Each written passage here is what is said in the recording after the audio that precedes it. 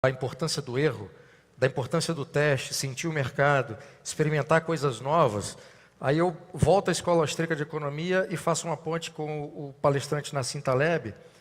Tanto a Escola Austríaca quanto o Taleb falam da importância do fracasso.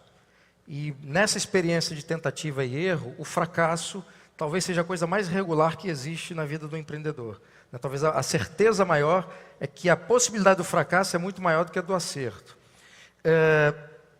E eu queria fazer uma pergunta para os quatro, e aqui a gente gira aqui, começando por você, Stélio. Qual é a importância do fracasso na sua vida empreendedora? Essencial, né? Eu acho que o Guilherme estava falando, né, que o caminho não é um caminho de linha reta, é um caminho feito de altos e baixos. A gente, em inovação, em empreendedorismo, a gente está lidando com incerteza. Aliás, a gente está lidando com incerteza sempre, né? No mundo, por mais que você tenha um negócio antigo, estabelecido, achar que o mundo vai continuar igual, eu acho que é um grande erro. Então, o fracasso, para mim, pessoalmente, foi importante, mas não o fracasso gourmetizado, né? Porque existe também o fracasso gourmetizado, que significa isso? Que é a importância, né? O cara usa aquilo ali como medalha, né? Como se fosse... O importante com o fracasso é você aprender dele. Isso é que é o importante, não o fracasso por si, né? Não o fracasso como troféu. Você não busca o fracasso, você busca dar certo, mas você não vai dar certo. Naturalmente, você de primeira ninguém sabe fazer, ainda mais quando você está lidando num ambiente, como a gente está dizendo, que é um ambiente onde ninguém fez antes. Você não consulta um livro-texto para você saber o que você tem que fazer. Você faz, não dá certo, você faz de novo, não dá certo. Você, obviamente, que faz diferente do que você fez da primeira vez, da segunda vez não dá certo, da terceira vez começa a dar um pouco certo, e aí você cada vez vai aprendendo em cima daquilo que você fez. Mas é isso, a brincadeira com a gourmetização é porque o fracasso também virou para alguns quase que uma obrigação. Ele não é uma obrigação, a obrigação é você aprender com ele. Michael, no mercado financeiro, que tem tantas variáveis e a intervenção de governos de diferentes países, a política econômica de um governo acaba sendo uma dessas variáveis e talvez, dependendo do período histórico, seja a variável principal. Como é que se lida com o fracasso no ambiente de mercado, desse seu mercado? Antes de entrar para o Venture Capital, eu fui empreendedor de tecnologia por mais de 10 anos. Então, eu vivi também muitas oportunidades de altas e baixas ligadas ao fracasso. Mas é interessante, dentro de software, nós temos uma metodologia para lidar com o fracasso. O fracasso não é visto, é mais como um processo de aprendizagem. Então, quando a gente está criando software, temos o conceito do Minimum Viable Product, MVP. Então, qual é o produto ou serviço, quais são as características mínimas de um produto ou serviço que conseguem criar um engajamento com um consumidor. E é uma busca constante de ver, testar e usar os dados, ser data-driven, para tentar encontrar o que a gente chama de product market fit, o engajamento com o consumidor, que gera uma recorrência de uso, de engajamento a longo prazo. Então, a parte de fracasso, a gente vê quase como parte do processo no dia a dia. Tudo bem, se você chega no fim do seu dinheiro e não conseguiu pivotar para algo que dá certo, realmente é outro nível de fracasso. Mas, como processo, nós temos uma aprendizagem. Mas eu queria que você explicasse um pouco mais detalhadamente, para quem não entende desse mercado, como é que vocês trabalham esse software que você citou? Como é que funciona? Em que sentido? Quais são as informações que são colocadas lá? Como é que vocês organizam isso para ter um resultado? Basicamente, o que a gente está medindo, porque a gente investe em empresas de diversos setores, né? Tem Uber para caminhoneiros, tem o Descomplica, que é um test prep para o Enem. Então, os setores são diversos. Mas o processo de aprendizagem, onde você pega um produto com os features mínimos e vai testando com os usuários e vê o que funciona e o que não funciona. Então, essa é a metodologia que a gente usa. Entendi.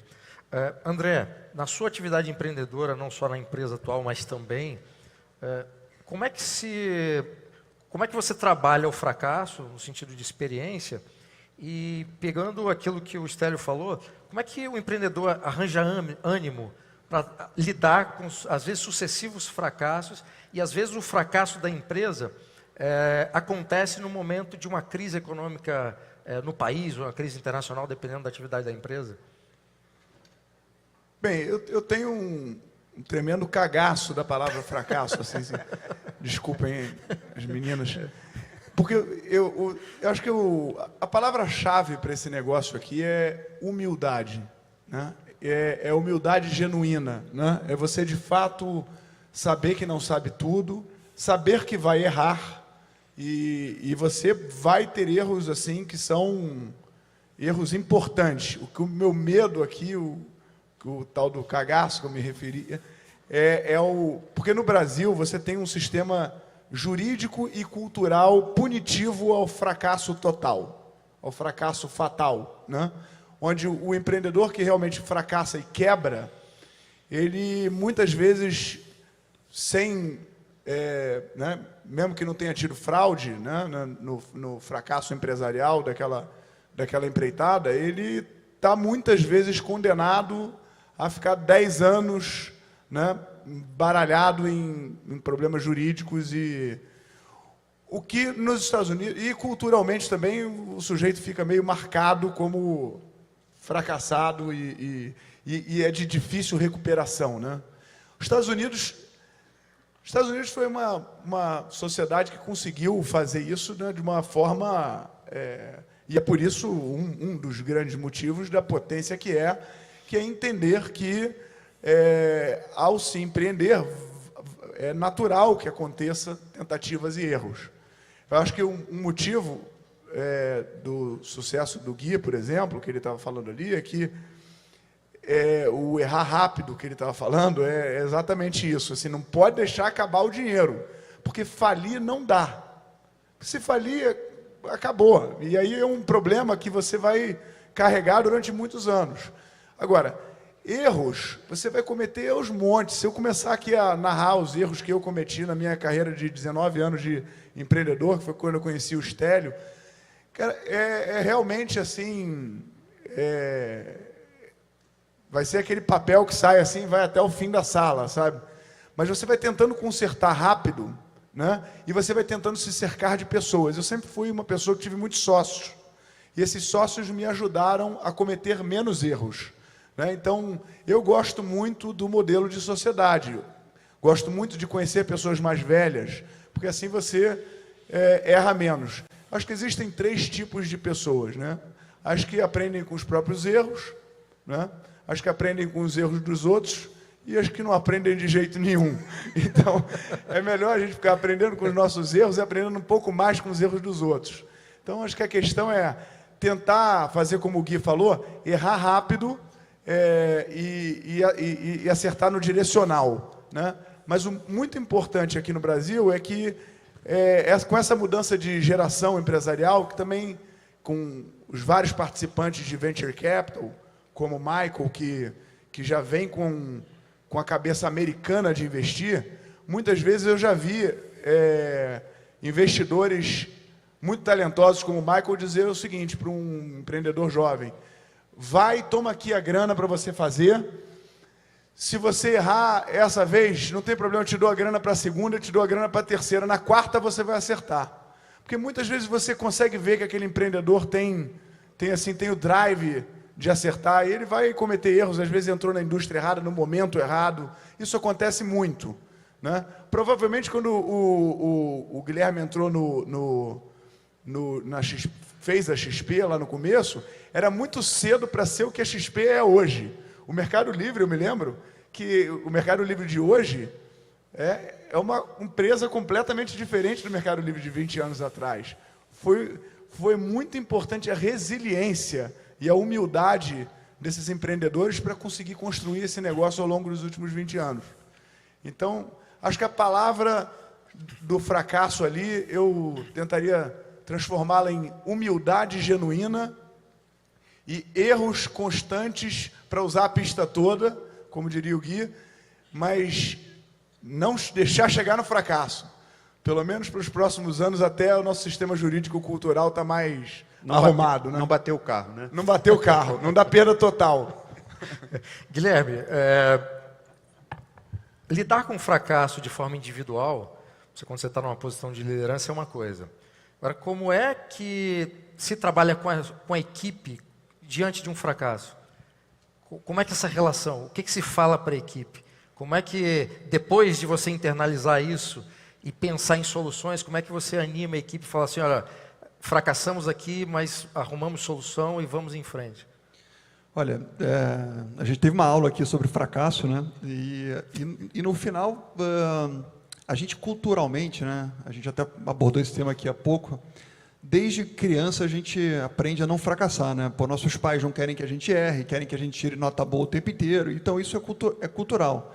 Mas quando você vira empreendedor, se você achar que você não pode errar, você já quebrou. Porque você vai montar o teu business plan, você pega o Excel lá, você vai puxar a fórmula, você vai achar que o custo vai ser estável, que a receita você vai abrir uma conta por dia, que vai ser tudo maravilhoso. Esquece, não é nada disso. Tudo vai ser diferente e o que você botou no papel não funciona.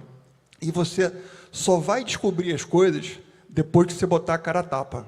E botar a cara a tapa, você pode botar de duas maneiras. Você pode entrar com tudo, ou você pode entrar devagar. Eu acho melhor entrar sempre devagar. Começar pequenininho.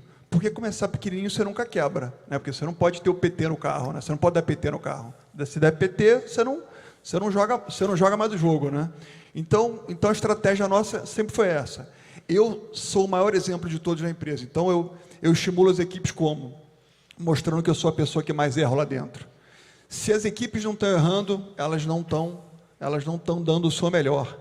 Se as equipes não estão testando caminhos diferentes, elas não estão evoluindo. Então, isso é uma questão cultural, né? Cada empresa tem a sua cultura. Eu tento fortalecer a cultura dando esse exemplo, mostrando a quantidade de coisas que eu erro, e, sem dúvida nenhuma, eu sou a pessoa que mais dou bola fora na empresa, tá? Mas eu dou bola fora rápido.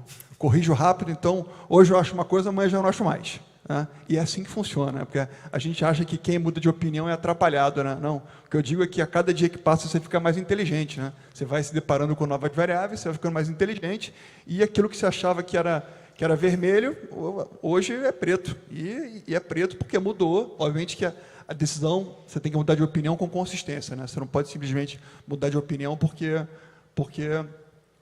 você quer sem fundamento, né? Mas aí você vai mostrando isso com exemplos e você vai mostrando que você não sabe o futuro, né?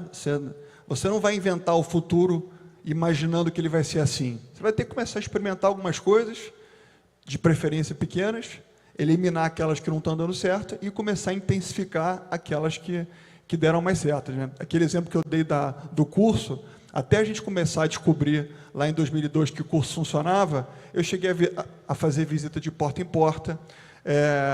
Imagina se eu começasse a montar uma equipe que fizesse visita de porta em porta se aquilo não estava funcionando. Ia ser uma catástrofe, né? Ia ser PT.